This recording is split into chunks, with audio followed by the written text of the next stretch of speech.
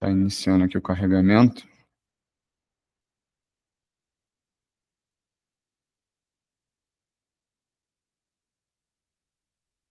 Então, eu acho que já está gravando.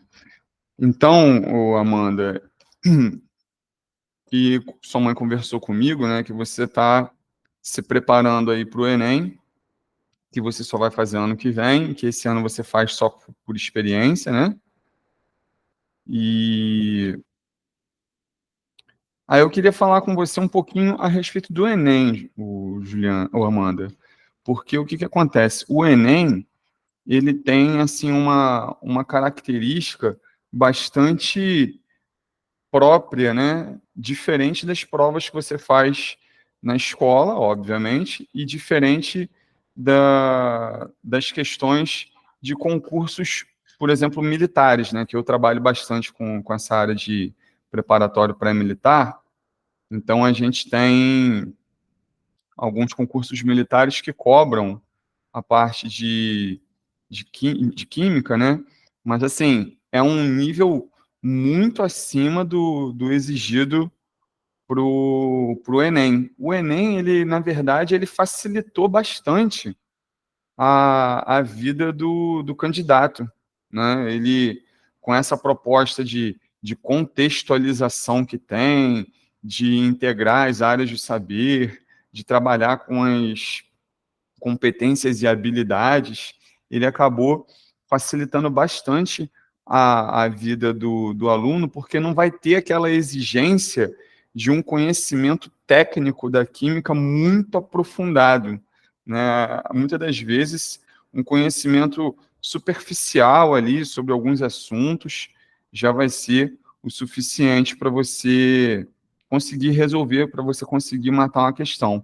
As questões, elas trabalham muito mais essa parte de interpretação, né? São aqueles detalhezinhos que ficam implícitos ali na leitura do enunciado que muitas das vezes fazem toda a diferença. Eu tenho separado aqui o material para trabalhar com você e uma coisa que eu percebi é a quantidade de gráficos, né, que são trabalhados tanto em química, quanto em física, quanto em biologia, né? A ocorrência da utilização de gráficos, ela é bastante recorrente em questões do Enem. Aí, eu vou compartilhar minha tela com você, e aí a gente vai usar aquele... Eu não te dei nenhuma aula online, né? A gente só fez presencial. É. Eu tenho um programinha aqui de lousa digital, né, que eu tenho mesa digitalizadora e tal.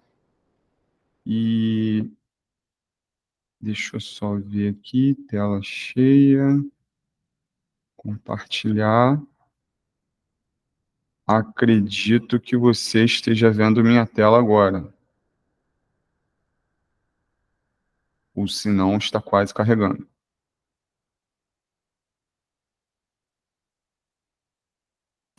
Tô vendo, sim. Apareceu aí para você? Sim, sim. Então, eu preparei aqui 20 questões, eu não sei quantas a gente vai conseguir fazer, né? A gente não está aqui muito preocupado com quantidades, mas eu tive o cuidado, Amanda, de pegar questões assim de conteúdos que eu tenho certeza que você já viu, para a gente também aqui não ficar assim aquela coisa maçante de eu estar te ensinando o conteúdo, até porque a gente tem todo um tempo aí até o ano que vem, quando o Enem vai ser para valer para você, né? E nesse meio tempo você também na escola vai estar aprendendo determinados conteúdos que no decorrer dos nossos encontros as questões vão estar exigindo esses conteúdos que você ainda vai estar aprendendo na escola. Então eu não pude pegar assim questões muito avançadas em termos de conteúdos da química, da física e da biologia, tá? Eu estou montando assim dentro daquilo que eu acho que você já sabe. Tudo bem até aí? Sim, sim. Então, essa questão que está aqui, essa questão um, Ó, a interpretação fisiológica de um odor implica em julgar o quão forte, agradável ou desagradável ele é. Odores desagradáveis estão, em geral, associados às coisas desagradáveis. A presença de um mau odor, em geral, é um sinal para que se evite sua fonte. O quadro abaixo mostra algumas substâncias que possuem mau cheiro. Aí o aluno, o candidato, ele já vê esse quadro aqui, já entra em desespero, né? Meu Deus, quanta coisa, coisas difíceis e tal, não sei o quê. Mas vamos ver o que de fato a gente precisa aqui, né? Porque, ó, tem aqui o nome usual da substância, aí tem o ácido capróico, ácido butírico, ácido valérico, escatol, gás sulfídrico, aí aqui a estrutura química, depois a fórmula molecular, depois ponto de fusão, ponto de ebulição e o odor característico. Aí lá embaixo vem dizendo assim, ó, a seguir está um relato de um site de entretenimento sobre a cidade de Toronto, no Canadá. Frio, muito frio. Se você pensa em visitar Toronto nos meses de janeiro e fevereiro, espere o frio e a neve. E neve. Aqui não neva tanto.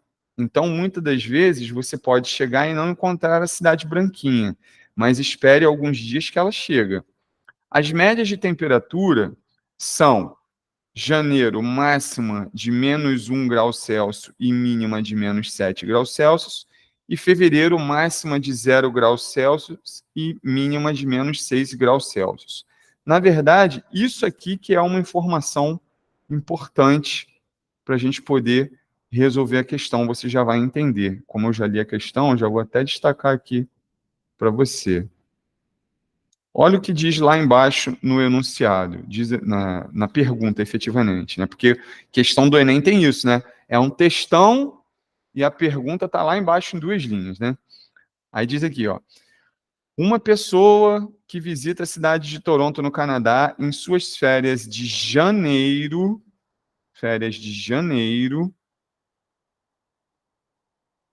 caso entre em contato com algum desses odores, sentiria de maneira mais intensa o cheiro de maneira mais intensa o cheiro de. Então, o que a gente tem que pensar aqui? Está no mês de janeiro, a pessoa foi visitar a cidade de Toronto no mês de janeiro, aonde diz aqui no enunciado que a máxima é de -1 grau Celsius e a mínima -7 graus Celsius. -7 graus Celsius. Aí, qual desses odores, dentro dessa faixa de temperatura aqui, porque a pessoa vai estar visitando a cidade no mês de janeiro, qual desses odores a pessoa vai sentir com maior intensidade, né? Qual que ela vai sentir? Aí você olha lá nos odores e você vai observar o ponto de fusão e o ponto de ebulição deles, que de fato é isso aqui que importa, né? Porque para você sentir o odor, né, o cheiro de alguma coisa, esse cheiro, essa substância química que confere o cheiro àquilo que você está detectando, tem que estar no estado gasoso, né? Cheiro, lembra logo a ideia de gás. E aí você vai vendo aqui, ó, na faixa de -7 graus a -1 grau, que é a faixa de temperatura que vai estar no mês de janeiro, qual dessas substâncias estaria no estado gasoso? Aí você vai ver aqui, por exemplo, a primeira substância, o ácido capróico. O ácido capróico, -7, ele estaria sólido, né? De -7 a -1, ele estaria sólido. Ele estaria antes do ponto de fusão. Porque aqui você tem que pensar nisso, ó. Deixa eu fazer aqui numa outra página. Você tem o ponto de fusão, você tem o ponto de ebulição. Ponto de fusão é a passagem do estado sólido para o líquido. Ponto de ebulição é a passagem do estado líquido para o gasoso. Ou seja, do ponto de fusão para baixo, a substância encontra-se sólida. Do ponto de ebulição para cima, a substância encontra-se gasosa. E entre o ponto de fusão e o ponto de ebulição, a substância vai estar líquida. Então, você sabendo disso aqui, lá você tem, naquela tabela, você tem o ponto de fusão e o ponto de ebulição de todos. Então, é só você analisar a faixa de temperatura que você vai estar no mês de janeiro. Então, o ácido capróico, que é o primeiro ali da lista, ele vai estar sólido. Observa que eu estou botando aqui o pontinho vermelho antes do ponto de fusão. Então, se está antes do ponto de fusão, significa que ele vai estar sólido. Já o ácido butírico, entre -7 e -1, ele vai estar aqui, ó. Acima de -7 e abaixo de -1, ele está líquido. Tá? Olha onde que eu botei o pontinho vermelho. Está entre o ponto de fusão e o ponto de ebulição. E o ácido valérico? O ácido valérico, entre -7 e -1 grau, ele também vai estar aqui, ó. Também vai estar líquido. Então, se está sólido, se está líquido, você não sente o cheiro. Aí o escatol. O escatol, ele tem esse ponto de fusão e esse ponto de ebulição, mas entre -7 e -1, ele vai estar aqui, ele vai estar sólido. Vai estar antes do ponto de fusão. E aí, só sobrou o gás sulfídrico, né? Que por eliminação tem que ser ele. Aí você vê aqui, ponto de fusão, -86, ponto de ebulição, -60. A faixa de -7 a -1, ela vai estar aqui, ó, acima do ponto de ebulição.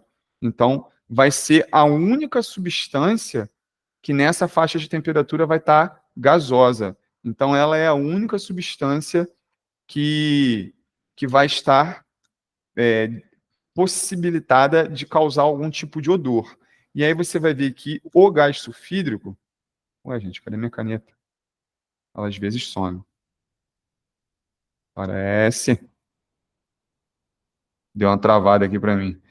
Então, o gás sulfídrico, pela informação que você consegue identificar ali na tabela, ele é uma substância que vai dar o odor característico de ovo podre, que é a resposta certa dessa questão. Conseguiu entender? Tranquila?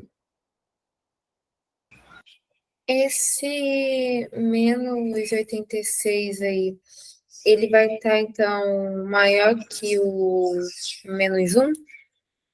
Menor. Menor. Menor. Os números negativos, eles, quanto maior o valor absoluto deles, menos eles valem. Uhum. Deu uma travadinha aqui, deixa eu voltar lá na... Mas conseguiu entender a questão? O que você achou? Acho que consegui entender, sim. É que o Enem tem muita coisa de interpretar, né? Foi o que eu te falei. Mais interpretativo do que conteudista, assim. Exatamente. Essa é uma questão que você vê. O que estava trabalhando nessa questão? Os estados físicos do material. Os estados físicos do material e a interpretação do problema ali. Qual que você vai sentir o odor, qual que não vai sentir o odor e tal. E aí deu uma travada aqui para mim. O que está aparecendo aí para você? Nada? Uma tela esbranquiçada? Uma tela esbranquiçada. É esse aplicativozinho da, da mesa digitalizadora, ele de vez em quando dá uns tilt. Vou encerrar ele aqui e vou voltar.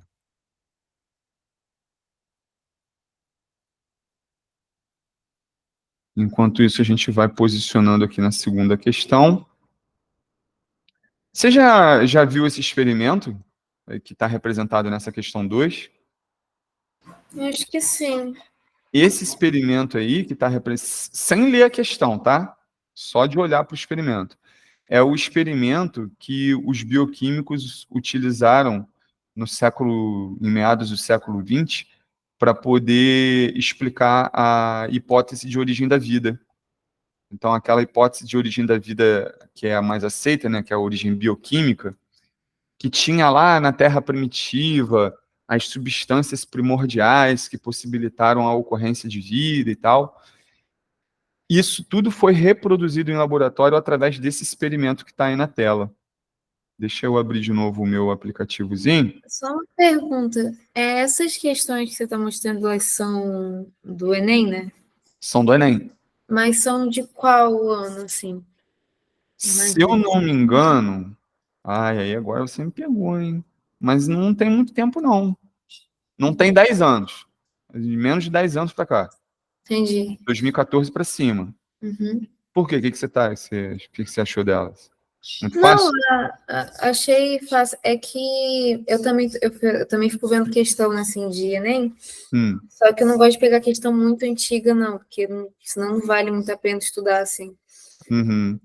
Na verdade, Amanda, se a banca do Enem fizer igual a banca que organizou o concurso de Silva Jardim, tem chance até deles repetirem questões, né, assim, mais antigas. Sim, eles repetem, sim, mas é sempre dos Enems mais recentes. Não é nunca. Mas antigo que eu tô falando é para menos de 2014, assim, entendeu? Uhum. Não, Os não, bem mais antigos. tudo que eu tô pegando aqui com você é de 2014 para cima, menos de 10 anos no máximo, entendeu? Eu só queria que o meu aplicativozinho carregasse. Mas vamos lá, vamos ler aqui a questão. A figura ilustra o experimento realizado por Urey e Miller para testar a hipótese da origem da vida a partir de substâncias presentes na atmosfera terrestre primitiva. Foi exatamente o que eu falei para você no início, né?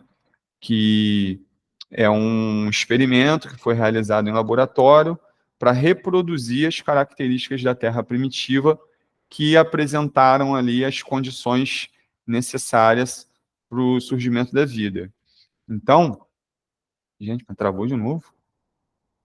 Então tem ali um balãozinho que está sendo aquecido, né? Aqui embaixo tá dando para perceber que ele está sendo aquecido, e aí está formando um vapor, esse vapor ele sobe, né? Encerra o processo. Ele sobe, aí ele passa por esse bulbo aqui em cima, aonde está escrito eletrodo. Ai, gente. Ah, ótimo. Travou tudo agora, Amanda. Agora até o meu. Deixa eu tirar a câmera aqui, que às vezes a câmera pode estar pesando a transmissão.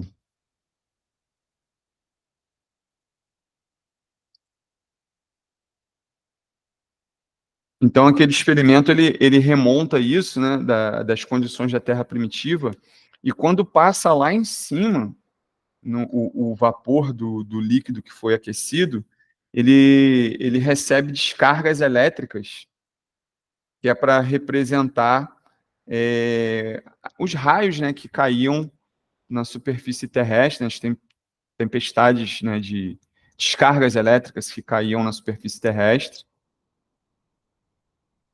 E eu só queria a questão agora. Agora eu já não estou nem mais querendo o aplicativozinho, não. Aí, voltou. E aí, ali pelo meio, você percebe que tem dois tubinhos que, que representam aqui o condensador, né? Que faz o quê? Ele faz o resfriamento desse vapor. Então, o vapor ele subiu ali pela esquerda, foi lá em cima, passou pelo bulbo com o eletrodo, aí você pode perceber que ali tem é, uns gases, né? CH4, NH3, H2, que são, na verdade, os gases presentes na Terra primitiva, né? Os gases que existiam na Terra primitiva. E aí, tudo isso combina, né? Até pela força da descarga elétrica, e resfria, e aí vai gotejando lá embaixo, e repete o ciclo, sendo que antes do ciclo reiniciar, você tem um frasco aqui embaixo em que você vai retirando amostras para análise. Então, é entender bem isso daqui, que acabou de fechar.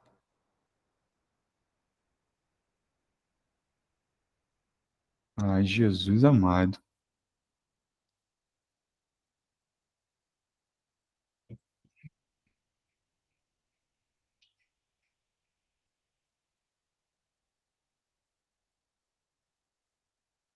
Você continua me ouvindo ou travou até o áudio? O áudio está normal. Está normal, só falta aparecer.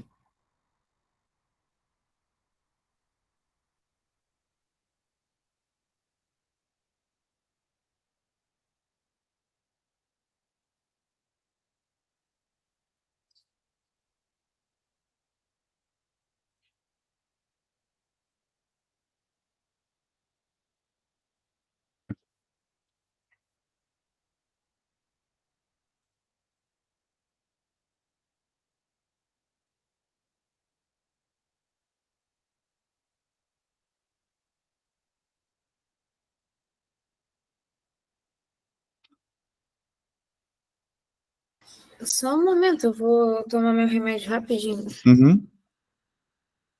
Enquanto isso, estou abrindo aqui.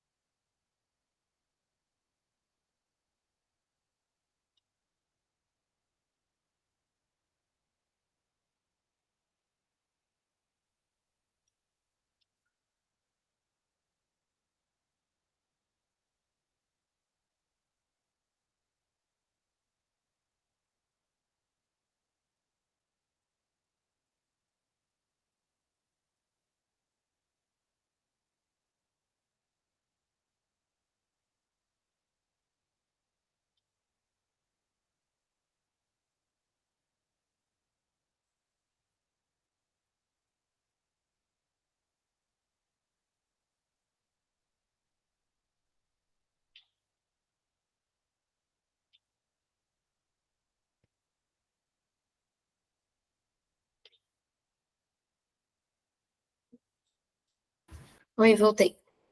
Oi. Então, aí, então, o caminho aqui, né, que faz é nesse sentido, né? O vapor, e aqui tem a entrada e saída daquele condensador, conforme eu te falei, né? Fazendo o resfriamento do vapor. Então, a gente vai ver a pergunta, ó. Por quais mudanças de estado a água passa nesse experimento a partir do momento em que é aquecida? Ou seja, você vai contar a partir do momento que ela sofreu o aquecimento. Então, ela é aquecida nesse momento aqui, ó. Então, a partir daqui, quais as transformações que ela vai passar? Então, ela vaporizou, né? Vaporizou, e aí tem que lembrar que a vaporização ela pode acontecer de três formas, né? Tem a evaporação, tem a ebulição e tem a calefação. Você lembra dessas três transformações? Lembro sim. Então, aqui no caso é uma ebulição, né? Porque está levando aqui no aquecimento, então é uma ebulição. E aqui, depois, ela tem uma nova transformação, que é quando ela volta para o estado líquido. Então, temos aqui ebulição e depois temos a condensação. E aí a resposta está aqui na letra C. Questão bem tranquila também, né? Sim, sim. 3. O ato de se colocar carvão no interior da geladeira para retirar odores desagradáveis compreende um saber popular bastante conhecido e útil. Tais odores decorrem da presença de substâncias voláteis que se despreendem ou que são produzidas na decomposição dos alimentos, mesmo em baixa temperatura. Ao colocar carvão nesse ambiente, essas substâncias são retidas em sua superfície, diminuindo assim a concentração delas e a intensidade dos seus odores. Eu não sei se você já ouviu falar isso aqui é coisa de gente antiga, né? Quando a geladeira está com um cheiro desagradável e tal, coloca uma pedrinha de carvão ali dentro. Tem gente que fala para colocar uma casquinha de limão, mas o carvão, ele é até empregado na purificação da água. Você já deve ter ouvido falar de filtro de carvão ativo. Não sei se, acredito que já tenha ouvido falar. Existem dois tipos de filtro, né? Existe o filtro de pedra porosa, que geralmente é colocado no filtro de barro, e nos filtros da torneira da cozinha, aquele que a gente abre e a água já sai direto ali, ali dentro é um filtro de carvão ativo. Por quê? Porque o carvão, ele tem essa propriedade de reter odores, né? De apreender, de comprimir dentro dele esses odores desagradáveis, né? Odores de qualquer tipo, né? Mas geralmente a gente faz isso para odor desagradável. E aí essa propriedade, eu não sei se você vai conhecer ela se chama adsorção, tá? O que é a absorção? A absorção é quando um material absorve alguma coisa tipo água, né? Absorver a água, puxou a água. Como se trata de um gás, aí não é absorção, é adsorção o termo. Oxidação tem a ver com perda de elétron, a adsorção é isso, é quando um material consegue absorver algum outro material que esteja na fase gasosa, aí o nome que se dá é adsorção. Precipitação é quando o material desce, tipo chuva precipita porque é mais denso, né? Quando as moléculas de água condensam, elas ficam mais densas e aí precipitam, caem, descem. E filtração, técnica de separação de mistura. Então aqui você poderia não conhecer a adsorção, mas conhecendo as outras você faria por eliminação. Tudo bem aqui? Tudo sim. Show. Vamos aqui na 4. Nessa questão 4, antes de ler o enunciado dela, a figura chama logo a nossa atenção, né? E aí, olhando na figura, a gente já consegue entender que isso aqui é uma estação de tratamento de água, né? Roberto, como é que eu vou saber que é uma estação de tratamento de água? Você tem aqui o reservatório, aí você tem aqui o tanque de floculação, o tanque de decantação, passa por uma filtração aqui do lado, depois tem a cloração, e daqui ela vai para um reservatório, e do reservatório é distribuído para as residências. Então, pela imagem, a gente já consegue perceber que isso aqui é uma estação de tratamento de água. Tá? Aí vamos ler as questões, o enunciado. Um noticiário de veiculação nacional apresentou uma matéria sobre racionamento de água. Na ocasião, o governador Geraldo Alckmin deu a seguinte declaração: na maior estação de tratamento de São Paulo, a água do volume morto do sistema Cantareira começa a passar por uma série de processos químicos até se transformar em água potável. Sabe-se que o completo tratamento de água compreende diferentes etapas que incluem processos químicos e físicos, conforme a ilustração a seguir. Com base nas informações contidas no texto e na ilustração, as etapas em que são adicionadas substâncias químicas correspondem às representadas em... Aí, Amanda, não é difícil, você pode não entender nada de estação de tratamento. Deixa eu só ver se... Pronto, voltou. Você pode não entender nada de estação de tratamento, mas, pô, ele está dizendo aqui, ó, com base nas informações contidas no texto, na ilustração, as etapas em que são adicionadas substâncias químicas. Aí você vai e olha lá na figura. Você vê que aonde você teve a adição de substância química foi aqui, ó, no tanque A, em que adicionou sulfato de alumínio e cal, e no tanque D, que teve a adição de cloro. Então, tanque A, tanque D. A resposta está aqui, ó, letra C. E essa coisa de estação de tratamento, não sei se você tem piscina em casa, mas é o mesmo tratamento que a gente usa para quando vai limpar a piscina. O mesmo tratamento que a gente faz na piscina em casa é o tratamento que é feito na estação de tratamento. No caso, você em Silva Jardim, é feito pela Lagoa de Turnaíba, não sei aonde. Ela deve ter alguma estação de tratamento, em algum lugar. Aqui em Casimiro, a gente tem o SAAI, que fica aqui na subida da serra para Friburgo. Lá na região metropolitana do Rio de Janeiro, tem uma das maiores estações de tratamento de água do mundo, que é a estação de tratamento de água do Rio Guandu. A água tratada ali na estação de Guandu, é ela que abastece toda a região metropolitana do Rio de Janeiro. Então você pega alguns municípios ali da Baixada Fluminense, todo o Rio de Janeiro, Niterói, São Gonçalo, Itaboraí, Tanguá, tudo isso é abastecido pela estação de tratamento Guandu. Depois você pode até pesquisar imagens dessa estação de tratamento para você ver como que ela é enorme. Ela é equivalente a vários campos de futebol, de tão grande que ela é. Então, também é uma questão tranquila, né? Não tem grandes dificuldades.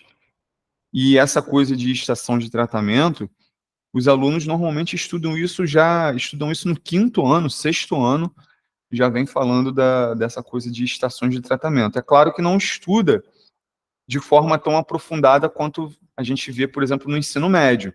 No ensino médio, a gente entende, por exemplo, aqui no tanque A, né? Esse tanque A, ele recebe sulfato de alumínio e cal.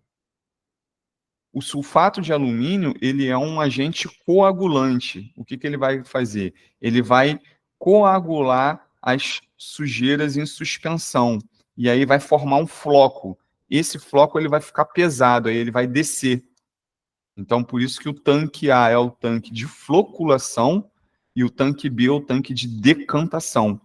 Mas o sulfato de alumínio ele só vai ter essa propriedade, ele só vai exercer essa atuação se ele tiver num meio de pH alto. Tem que ser um meio alcalino. E aí por isso que se coloca o cal, que é para poder alcalinizar a água. Então tem que trabalhar junto. E a gente faz isso no tratamento da piscina.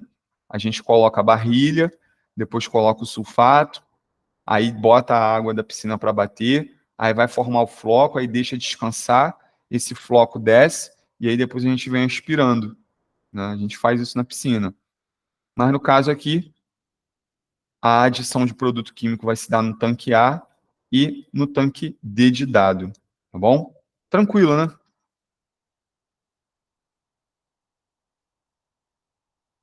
Sim, sim. Questão 5.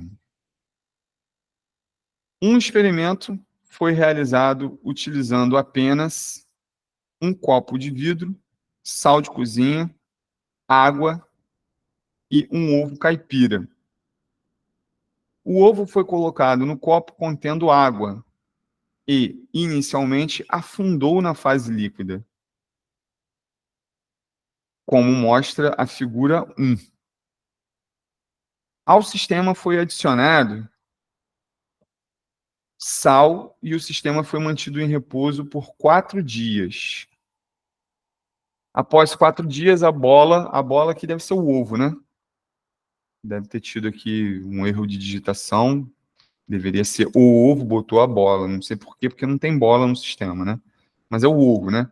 O ovo flutuou na fase líquida, na região em que o sal estava parcialmente dissolvido, como mostra a figura 2. Aí tem ali a figura 1, figura 2 para você observar.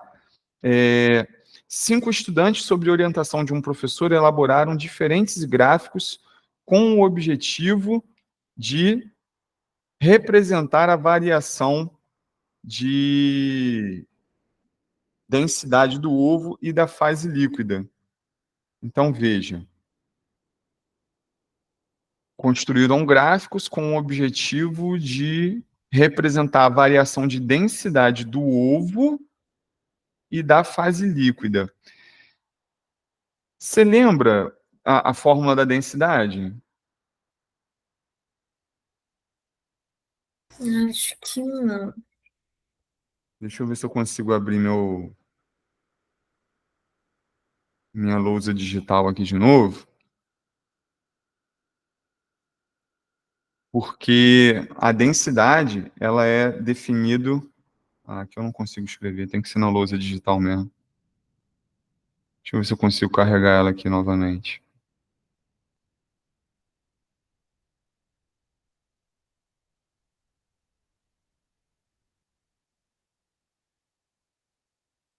Vamos embora aqui. Hoje, dia 12, aqui, esse mesmo. Consegui. Então, a densidade, Amanda, ela é definida, ó, densidade é igual a massa sobre o volume. Essa é a fórmula. Se a gente for trabalhar com as unidades do sistema internacional, a massa tem que estar em quilo, o volume tem que estar em metro cúbico, e aí a densidade vai sair quilograma metro cúbico, tá? Mas isso aqui eu estou te falando mais por curiosidade. Aqui o que realmente importa é você saber a fórmula da densidade. Por quê? Num primeiro momento, eu tenho lá o copo, né, o recipiente, contendo água e o ovo está lá no fundo. Só água. A água, a densidade é igual a 1 grama mililitro. Tá? Isso aqui você tem que decorar, tá bom? E a densidade do ovo aqui, a densidade do ovo, eu não sei quanto que é, mas eu tenho certeza de uma coisa. A densidade do ovo é maior que a densidade da água. Por que eu tenho certeza disso? Porque o ovo afundou. Então, o critério utilizado para determinar o que flutua e o que afunda em relação a dois materiais é a densidade.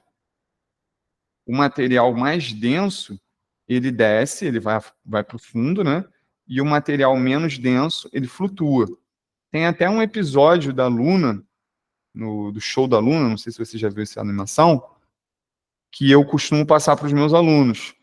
Tá, ele está disponível no YouTube, depois você pode assistir. Show da Luna, flutua ou afunda. E aí ela explica essa questão da densidade. O que determina se um material vai afundar ou flutuar em outro material não é a massa e não é o volume, e sim a densidade. E aí, por que eu estou falando isso tudo para você? Porque a densidade, a massa e o volume são grandezas que conversam entre si. De que forma que elas conversam? A densidade e a massa são grandezas diretamente proporcionais. O que eu quero dizer? Se eu aumento a massa, eu aumento a densidade. E vice-versa. Se eu diminuo a massa, eu diminuo a densidade. É diretamente proporcional. O que acontece com um, acontece com o outro. Agora, em relação ao volume, aí já são grandezas inversamente proporcionais. Você vê que a densidade está aqui em cima e o volume está aqui embaixo. O volume ele é um denominador. Isso significa o quê? Isso significa que quanto maior o meu volume, menor a minha densidade. Da mesma forma que, quanto menor o volume, maior a densidade. Tá, Roberto, você está falando isso tudo para mim por quê? Porque no recipiente 2, e aí a gente vai voltar lá na figura, no recipiente 2, além da água, foi adicionado sal. Então, aqui na figura 1 é só água, mas aqui na figura 2 é água e sal. Aí você pode estar se perguntando, e daí que é água e sal? E daí que é água e sal, que se a densidade é igual à massa dividido pelo volume, do recipiente 1 para o recipiente 2, eu aumentei a massa.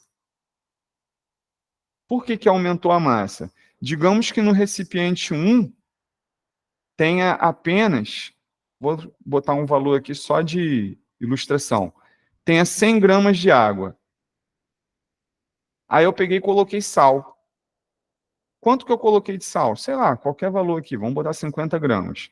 Coloquei 50 gramas de sal. Quanto que passa a ter agora o meu sistema? O meu sistema que antes tinha apenas 100 gramas, que era só água, ele agora passa a ter 150 gramas, porque entrou o sal. Entrando sal, aumentando a massa, se aumentou a massa, aumentou a densidade. Então, da figura 1 para a figura 2, a densidade do líquido aumentou. E aí o que acontece? O ovo, que na figura 1 ele era mais denso, ele agora na figura 2 ele é menos denso. Aí você pode se perguntar assim, a densidade do ovo diminuiu? Não. O ovo continua sendo ovo. O ovo ele não mudou. Densidade é uma propriedade específica da matéria. Então, quer dizer que um material ele não muda a sua densidade. Mas no caso do líquido mudou. Mudou porque eu coloquei uma outra substância junto. Você está conseguindo entender? Então aqui, Sim. então aqui na figura 1, a densidade do ovo, que eu vou botar aqui DO, é maior que a densidade do líquido, que no caso é só água. Já na figura 2, a densidade do ovo ela é menor que a densidade do líquido, que agora é água e sal. Mas a densidade do ovo não muda. Ela é a mesma, tanto na figura 1 quanto na figura 2. Então, na hora que esses estudantes aqui, sob orientação do professor, elaboram diferentes gráficos com o objetivo de representar a variação da densidade do ovo e da fase líquida em função do tempo, aí a gente tem aqui os gráficos, né? Gráfico 1, gráfico 2, gráfico 3, 4, 5. O ovo ele não mudou a densidade. O único gráfico que mantém a densidade do ovo constante é o gráfico 2. Vê se você consegue enxergar isso. É o único gráfico em que a densidade do ovo ela permanece constante, ela é a mesma, ela não muda. Em todos os outros, a densidade do ovo muda. Linhas são densidade, então? Oi? As linhas são a densidade, então? Isso, aqui nesses gráficos aqui, as linhas elas representam as densidades. Você pode perceber aqui, ó. Olha o gráfico 1 aqui, ó. O eixo de Y é a densidade, o eixo de X é o número de dias. E aí a imagem aqui é o que se desenha no comportamento da densidade em função dos dias. Então aqui, ó, o ovo ele diminuiu a densidade, ó, nesse primeiro aqui, tá vendo? Sim. No segundo, o ovo ele ficou constante. Ele ficou constante. No terceiro, o ovo ele aumentou a densidade, um pouquinho, mas aumentou. No quarto, ele aumentou muito a densidade. No quinto, ele começou aqui e também aumentou um pouquinho. Ou seja, eu não preciso nem olhar para o comportamento do que está acontecendo ali na água e na solução. Basta eu olhar para o comportamento do ovo. Porque o ovo ele não pode mudar a sua densidade. A densidade do ovo tem que continuar constante. Tem que ser a mesma. E o único que tem essa situação é o gráfico 2. Tá aqui, ó, letra B. Entendeu? Entendi. O ovo ele não pode mudar a sua densidade. Então, o sal, ele é mais denso que o ovo? A mistura água e sal deixa a solução mais densa que o ovo, Ah, sim. certo? Certo. Show. Deixa eu ir para a próxima.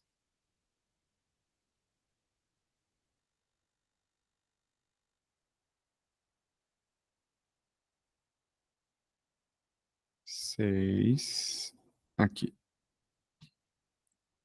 Também uma questão que eu até coloquei semana passada para os meus alunos. Não exatamente essa questão, mas uma questão parecida para trabalhar com os mesmos princípios que estão aqui. Então você vai ver ali, ó, com o objetivo de analisar a fusão e a ebulição de alguns materiais inertes entre si, foi criada a tabela a seguir. Então ali você começa vendo essa palavra, né, inerte. O que vem a ser inerte? Inerte é que não reage, tá? Inerte quer dizer que não reage. Então, os materiais são... Você conhece esses materiais aqui?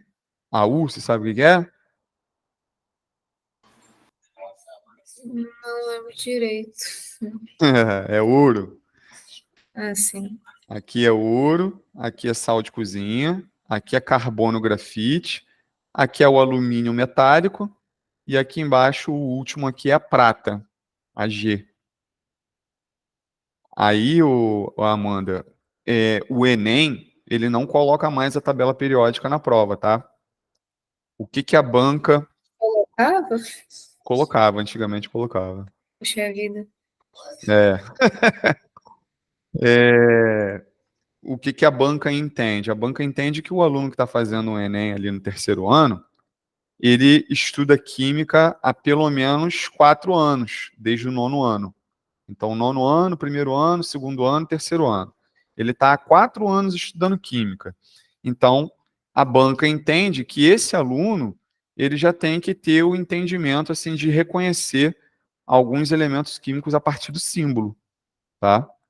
Então, você esteja se preparando aí em relação a isso, tá? Pelo menos assim, os principais elementos químicos. Você não precisa saber os 118 elementos químicos, mas esses São elementos 118 elementos? são 118 elementos. Eu acho que eu te dei um desespero agora, né? É, São, um cento, pouquinho. são Mas tudo bem. 118 elementos químicos. Mas se você ficar ali sendo capaz de reconhecer pelo menos uns 30, eu acho que já está de bom tamanho. Entendi. Uns 30 estão de bom tamanho. Então, tipo assim, aqui estão, ó, é ouro. Pô, ouro é metal nobre. Depois é NaCl, que é sal de cozinha. Depois é carbono, que no caso aqui o carbono ele pode aparecer de 3 formas para gente. Existem três apresentações na forma simples do carbono. Existe o carbono carvão, existe o carbono grafite e existe o carbono diamante.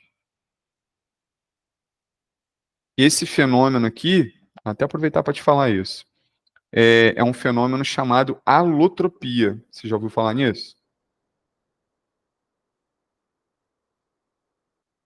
Alotropia é um fenômeno em Não ouvi que falar, não.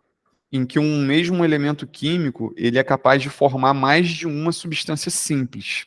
O que é uma substância simples? É uma substância que é formada por apenas um elemento químico, né? Então aqui eu tenho 3 substâncias simples, mas que são diferentes entre si. Então eu tenho 3 substâncias simples diferentes, formadas pelo mesmo elemento químico, que no caso é o carbono. Outros elementos químicos fazem isso, tá? Mas o mais comum é o carbono. Um outro que também faz isso é o oxigênio. O oxigênio tem o gás oxigênio, que é o O2, e tem o gás ozônio, que é o O3. Outro que faz isso é o hidrogênio, que você tem o hidrogênio 1, o hidrogênio 2 e o hidrogênio 3. Esse aqui é o hidrogênio tradicional, hidrogênio.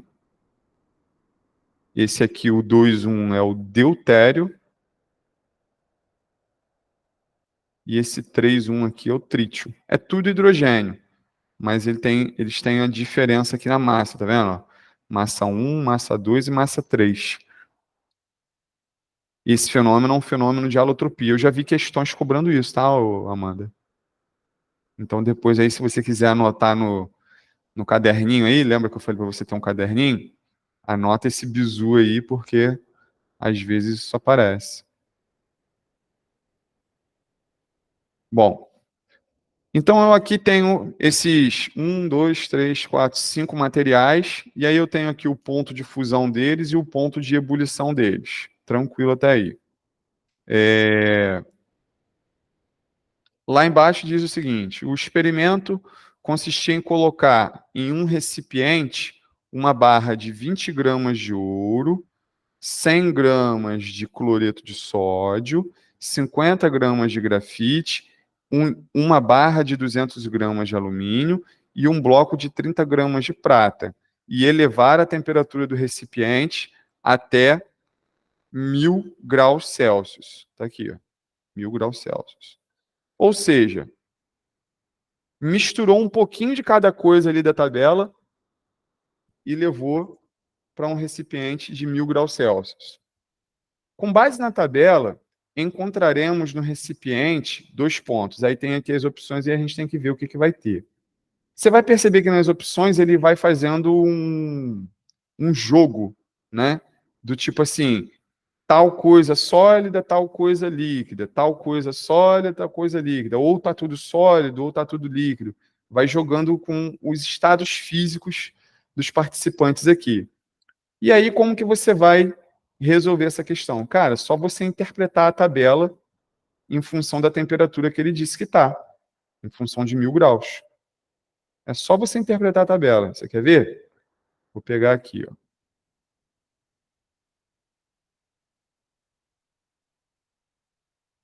Isso aqui.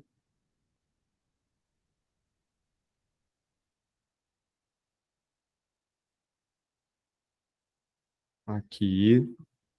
Estou levando a resolução para uma outra página aqui para a gente poder analisar direitinho. Aí, olha só. Material. Ponto de ebulição. E ponto de fusão. Vamos deixar aqui assim. O que foi que eu falei com você? Abaixo do ponto de fusão é sólido, acima do ponto de ebulição é gasoso, e entre o ponto de fusão e ebulição é líquido. Então, ó, daqui para baixo, sólido. Daqui para cima, gasoso. E entre um e outro, líquido. Se fizer desse jeito, não tem errado.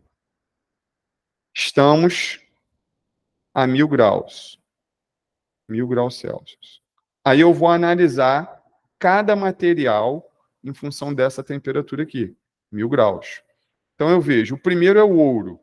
O ouro tem ponto de fusão em 1063 graus Celsius. E a ebulição em 2966. 1000 graus estaria aqui, ó, antes do ponto de fusão, o que nos daria ele sólido. O cloreto de sódio tem ponto de fusão 861 e ponto de ebulição 1413. 1000 graus estaria aqui no meio, né? Está entre um e outro. Então, o que nos daria um cloreto de sódio líquido. O carbono grafite, 3.527 de fusão, 4.027 de ebulição. Então, 1000 graus estaria antes aqui, ó, o que nos daria um carbono grafite sólido. Tá conseguindo entender até aqui? Tô sim. Estou fazendo um a um aqui. O alumínio, ponto de fusão 660, ponto de ebulição 2.519. O 1000 estaria aqui no meio, o que nos daria um alumínio líquido. E a prata, 961 de fusão, 2.162 de ebulição, 1000 graus também estaria aqui pelo meio, o que nos daria também uma prata líquida. Ou seja, eu tenho o ouro e o carbono grafite sólidos a 1000 graus e todos os outros líquidos a 1000 graus. Aí eu volto lá para ver as opções, o que nós temos lá. Diz ali, com base na tabela encontraremos no recipiente cloreto de sódio e alumínio sólido? Não. Sólido, só cloreto de sódio e carbono, né? Prata líquida e alumínio sólido? Também não. Tanto a prata quanto o alumínio estarão líquidos. Grafite e prata sólidos? Não, porque a prata vai estar líquida. Ouro e grafite sólido? Também não, porque o ouro vai estar... Não, vai estar. O ouro vai estar sólido. Não foi isso que a gente viu lá? É isso aqui, ó. O ouro vai estar sólido. Ouro e o cloreto de sódio, eu acho. Não, aqui, ó. Eu voltei na tela aqui, ó. É o ouro e o carbono. E o carbono. Então é Isso. aquela opção lá mesmo. Ouro e grafite sólidos. É a letra D, ó. A letra E diz ouro sólido e cloreto de sódio gasoso. Também não, isso aqui está errado. Então a resposta certa ali é a letra D. Conseguiu entender a questão? Consegui. Tranquilo, né? Interpretação de tabela, né? Percebi que cai muito isso. Tabela e gráfico.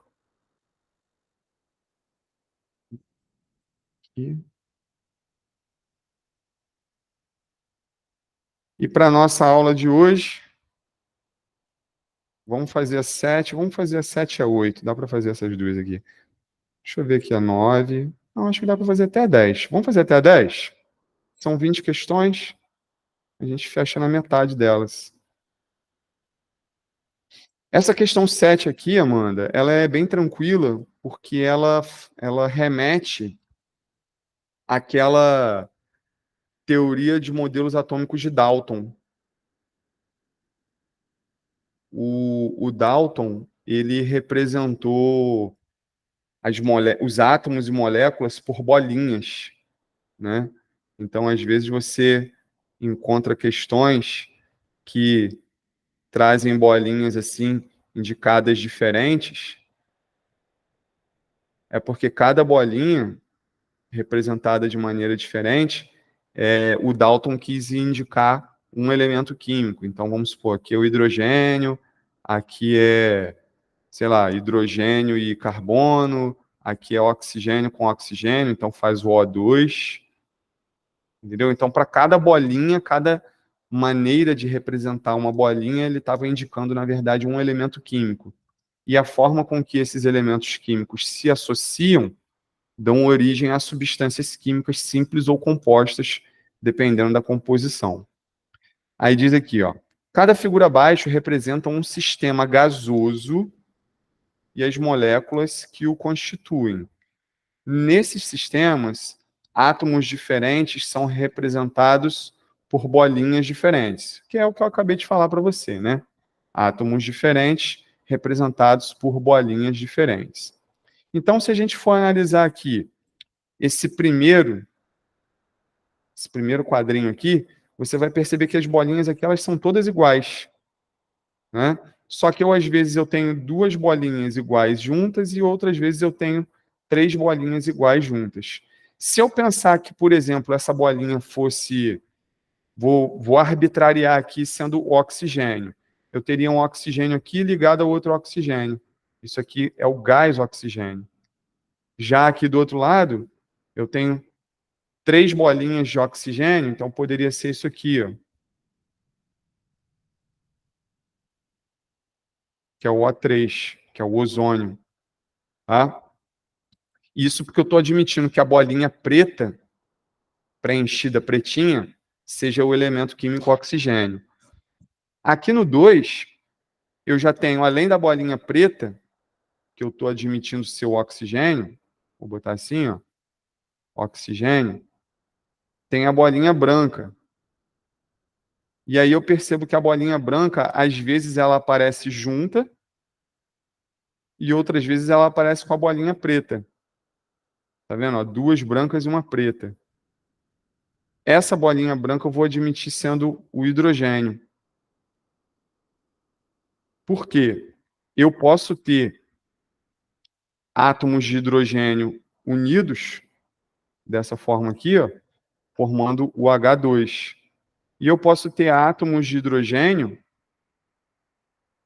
ligados ao oxigênio, como aqui, ó, formando o H2O, que é a água. Está conseguindo entender? Mais ou menos, né? Oh, Aí vamos ali no 3. No 3 você vê só hidrogênio, admitindo que a bolinha preta seja hidrogênio, né? No 4, você vê só água. Aqui tudo é água, né? No 4, admitindo que a bolinha branca é hidrogênio e a preta é oxigênio. Na 5, você tem gás hidrogênio. Aqui, gás hidrogênio. Ó. Aqui, gás oxigênio, gás ozônio, água. Então, aqui no 5, você tem água. Deixa eu botar em fórmula. Aqui no 5, você tem água. Você tem gás oxigênio. Você tem gás ozônio. E você tem gás hidrogênio. Tudo, essas 4 substâncias existem aqui dentro dessa caixinha número 5. Você consegue enxergar todas elas? consigo sim. O que seria essa única substância oposta que o anunciado está pedindo? Única substância Tá composta. perguntando. Ah, tá, que você já foi lá na pergunta. O Uhum, sistema constituído por uma única substância composta é o representado pela figura. O que é uma substância composta? Uma substância composta é uma substância formada por 2 elementos químicos. Então, tipo, gás H2 não é uma substância composta, é uma substância simples. sim. Gás O2 e gás O3, né, o gás oxigênio e o gás ozônio, também são substâncias simples. O que seria uma substância composta das que estão aparecendo aí para gente? A água, o H2O. Ela é uma substância composta. E o sistema? O sistema que tem apenas substâncias compostas, está onde? 1, 2, 3, 4, 5. Um sistema que só tenha substância compostas.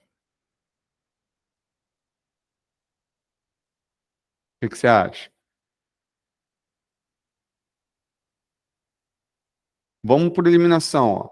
Aqui no sistema 1, você acha que essas substâncias aqui elas são simples ou compostas? Simples. Simples, né? Porque as bolinhas são iguais. Você tem 2 substâncias ali, mas todas elas são formadas com a mesma bolinha. No sistema 2, eu tenho substância simples e substância composta. Quem é simples aqui? Quem tem bolinha igual. Ó. Tá Sim. vendo? Quem tem bolinha diferente é substância composta. Mas ele quer um sistema que seja somente formado. Seria então a 4? Exatamente. Ele quer um sistema que seja formado só por substância composta. É o sistema 4. É a letra D. Questãozinha fácil, mas que tem que ler e interpretar direitinho, né? Sim, sim. Show de bola. Vamos para a próxima. Vamos fazer até o número 10.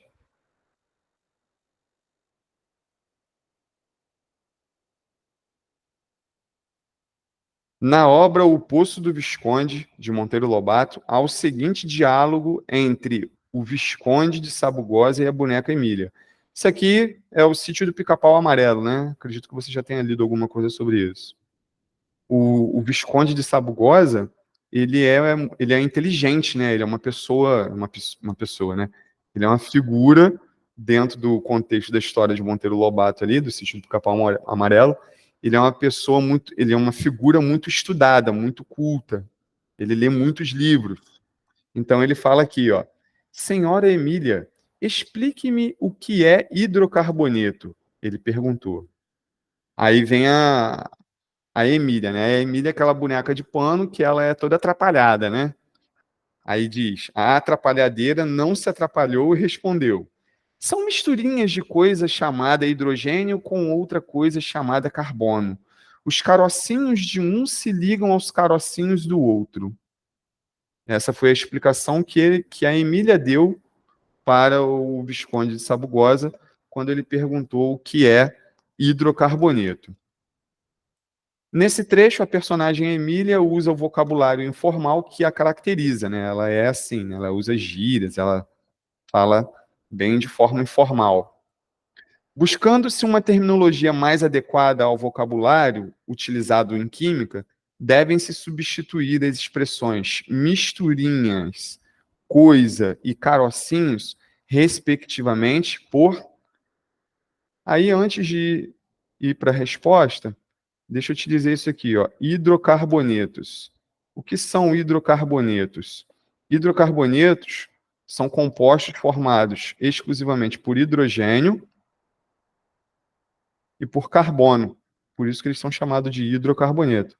Só tem hidrogênio e carbono. Então, muitos compostos orgânicos pertencem a esse grupo. Um deles é o próprio gás natural, CH4.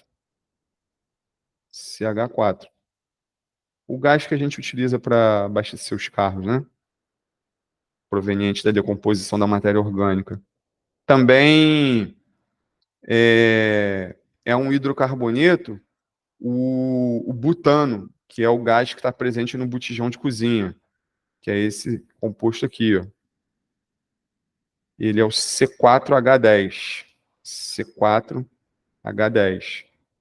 Então, todas as substâncias que são formadas exclusivamente por carbono e hidrogênio pertencem ao grupo dos hidrocarbonetos, tá? Isso daí, na química orgânica, você vai ouvir falar bastante dos hidrocarbonetos. Aí, trocando aqui, o que a Emília está dizendo, né? Ela fala, são misturinhas de uma coisa chamada hidrogênio com outra coisa chamada carbono. Os carocinhos de um se ligam aos carocinhos de outros. Aqui já fica muito evidente, Amanda, não sei se você consegue enxergar junto comigo, que quando ela fala carocinho, ela está se referindo a átomo. Consegue enxergar isso? Sim, sim. E quando ela fala misturinha,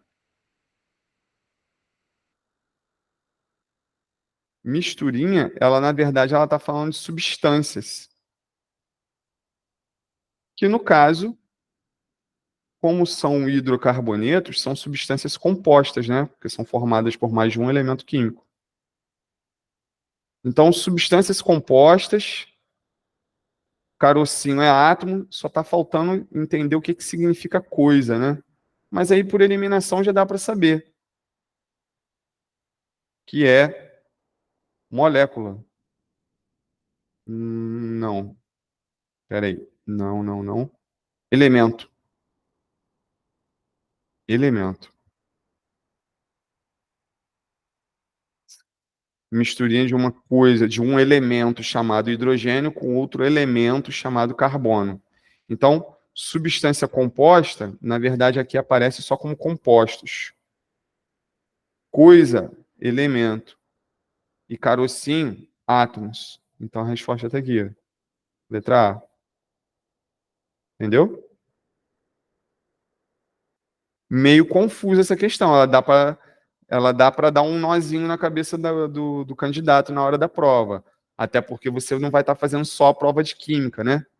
No dia que você vai fazer a prova de química, você faz também biologia, você faz também física, você faz também matemática. Então aí você pega uma questão de química que não tem cálculo, que é só essas pegadinhas aqui, ó, para você estar analisando, para você estar interpretando. Se você não tiver cuidado, você erra a questão. Mas conseguiu acompanhar? Consegui acompanhar. Show. Vamos para a questão 8 e a gente já está perto do fim.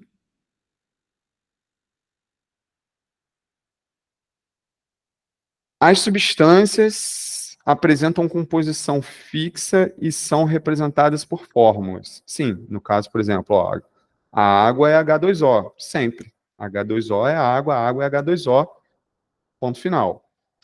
Elas podem ser simples, quando formadas por um único elemento químico, tipo o gás oxigênio, ou compostas quando formado por dois ou mais, como o caso da água. Ó. Aqui eu tenho uma substância composta, a água, e aqui eu tenho uma substância simples, que é o gás oxigênio. Para avaliar se um sistema é formado por uma substância, deve-se analisar as propriedades físicas, como ponto de fusão e ebulição, pois são constantes. Ali no erro de digitação, né? Juntou ali. Então aqui, Amanda, está falando de propriedades da matéria, né? A matéria ela possui propriedades gerais, específicas e organolépticas. Organolépticas. Propriedades gerais não permitem diferenciar um material do outro. Então seria, por exemplo, a massa, o volume, a divisibilidade. Eita, letra maldita.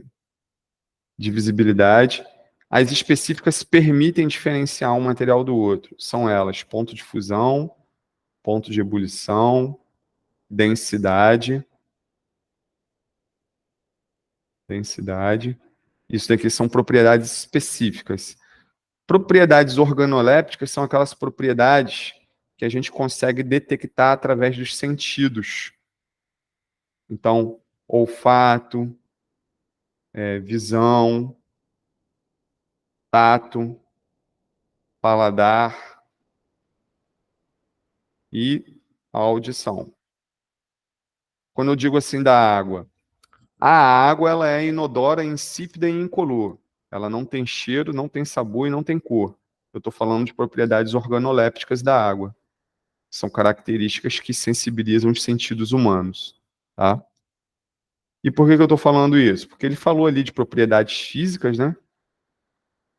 Como é o caso do ponto de fusão e ebulição. Porque quando eu digo, por exemplo, no caso da água,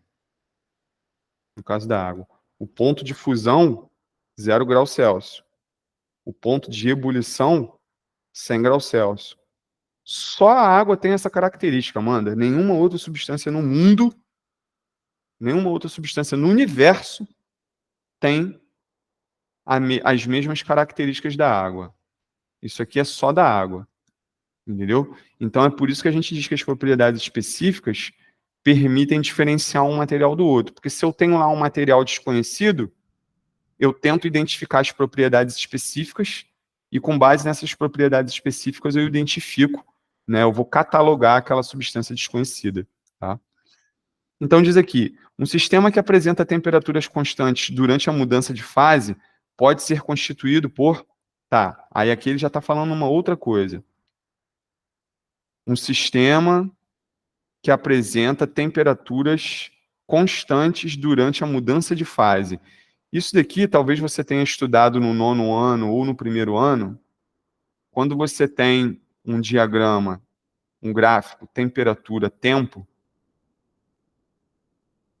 e aí você tem uma imagem que se desenha mais ou menos assim, ó, você tem aqui momentos em que a temperatura ela ficou constante em função do tempo. O amarelo não é legal. Tem que ser o azul. Tá vendo aqui, ó? Esse pedacinho aqui em que a temperatura ficou constante em função do tempo.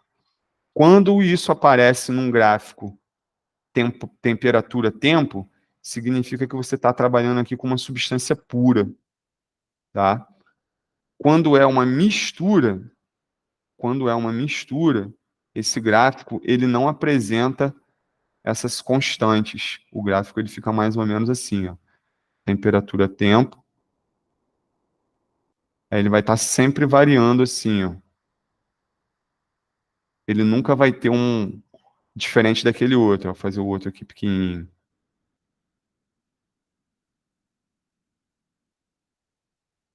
Tá vendo? Ó? Esse gráfico aqui de baixo tem esses momentos aqui, ó, em que a temperatura ela ficou constante. Esses momentos são momentos em que estão acontecendo a mudança de fase, tá havendo uma mudança de estado físico. Então, esse gráfico de cima é de uma mistura, e esse gráfico aqui de baixo, ele é de uma substância pura, tá? Então, aqui, ó, um sistema que apresenta temperaturas constantes durante a mudança de fase. Ele está falando disso aqui, ó. Ele está falando de uma substância que a gente classifica como pura. Então, das substâncias classificadas como puras aqui, só existe uma. Qual dessas substâncias aqui é uma substância pura?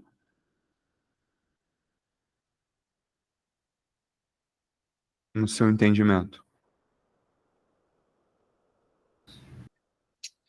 Substância pura não é que seja formada por uma única. É uma substância que seja formada por um único material. Não tem nenhum outro material ali, só apenas um único material. O álcool absoluto? O álcool absoluto, exatamente. Que o petróleo é uma mistura de substâncias, então não pode ser ele. A água do mar é uma mistura de substâncias. Gasolina é uma mistura de substâncias. Refrigerante é uma mistura de substâncias. Então, o único material que eu tenho aqui que é garantidamente formado por um único material é o álcool absoluto. E chegamos na nossa última questão de hoje. Questão 10. O descarte de óleo de cozinha na rede de esgotos gera diversos problemas ambientais. Pode-se destacar a contaminação dos cursos d'água, que tem como uma das consequências a formação de uma película de óleo na superfície, causando danos à fauna aquática, por dificultar as trocas gasosas, além de diminuir a penetração de raios solares do curso hídrico. Qual das propriedades dos óleos vegetais está relacionada aos problemas ambientais citados? Aí a gente vai imaginar aqui, Amanda, um ecossistema aquático, tá? Um ecossistema aquático. E tá a água. O despejo de óleo nesse ecossistema aquático vai fazer com que ele fique flutuando aqui em cima, né? Porque o óleo, ele é menos denso do que a água. Então ele cria uma película aqui em cima da água. O enunciado falou isso. Cria uma película na superfície da água. Aí essa película aqui na superfície da água, causada pelo óleo, ela impede as trocas gasosas de estar acontecendo e impede que os raios solares provenientes do Sol consigam penetrar e chegar nas algas que estão aqui no fundo do ecossistema aquático para fazer a fotossíntese. Então, elas acabam morrendo. Entendeu? Essa vegetação aqui do fundo do ecossistema aquático acaba morrendo porque a luz solar não consegue penetrar. E isso vai acontecer por quê? Porque o óleo ele é menos denso do que a água, e aí por isso ele vai flutuar na água, porque ele não se mistura com a água. Então eu tenho que ver qual das opções ali trabalha com esses aspectos aí da relação óleo e água. Na letra A fala da alta miscibilidade em água. Você sabe o que significa miscibilidade? Não. Então, é misturar. Miscibilidade é misturar. Então eu poderia substituir ali alta capacidade de se misturar em água. O óleo tem alta capacidade de se misturar em água? Não. Então eu já descarto ela. Alta reatividade com a água. O óleo reage com a água? Tem alguma reação química quando eu boto água e óleo junto? Também não. Não há reação química entre eles. Baixa densidade em relação à água. Bom, o óleo ele é menos denso do que a água, né? Por isso que ele flutua. Porque ele tem uma densidade menor do que a água. Concorda? Concordo. Então, essa opção tá boa. Baixa viscosidade em relação à água. O óleo ele tem baixa viscosidade. A viscosidade, Amanda, é uma característica que os materiais têm que fazem eles ficarem com aquela aparência de xarope viscoso, sabe? Aí pensa Sim. no óleo. O óleo ele tem baixa viscosidade? Não. Não, o óleo ele é altamente viscoso, né? O óleo ele é tão viscoso que ele é até usado lá para lubrificação de motores, né? Por conta da viscosidade dele. E o alto ponto de ebulição em relação à água. Olha, o óleo ele realmente tem um alto ponto de ebulição em relação à água. Mas o fato dele ter um alto ponto de ebulição em relação à água não interfere em nada no fato dele criar essa película aqui e impedir a troca gasosa, impedir do raio solar entrar. Não tem nada a ver, entendeu? Então, essa propriedade física aqui, ela tá certa na letra E. Mas não é isso que causa o problema ambiental que ele está botando aqui na pergunta. Entendeu? Porque na pergunta ele quer saber qual das propriedades dos óleos está relacionada ao problema ambiental citado. Então, relacionado ao problema ambiental citado está a baixa densidade que o óleo tem em relação à água. Então, é a letra C aqui a resposta certa. Entendeu?